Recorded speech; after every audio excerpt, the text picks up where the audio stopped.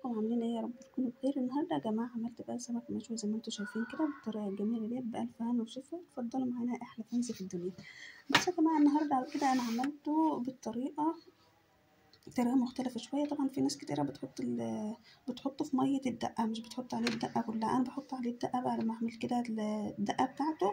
الدقه ديت عباره عن توم وفلفل وطماطم زي ما انتم شايفين وليمون كده وبهارات كمان سمك مشوي وكمون وفلفل اسمر وملح.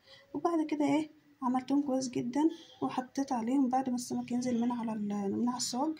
بحط عليه الدقه كده زي ما انتم شايفين كامله، ما بسيبش بقى الطماطم والدقة في جنب واحطه في المية، لا.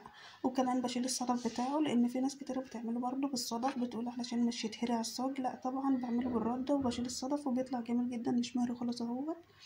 وهسيب لكم يا جماعة الرابط في صندوق الوصف الطريقة كاملة. انا عاملة الطريقة كاملة على قناتي. لأول مرة يشوف قناتنا يا جماعة ينزل يشترك فيها ويفعل الجرس عشان يوصل لكم كل جديد. لو عجبكم بقى الطريقة بتاعتي اعملوا لايك للفيديو وبألف هنا وشوف على قلوبكم. باي باي.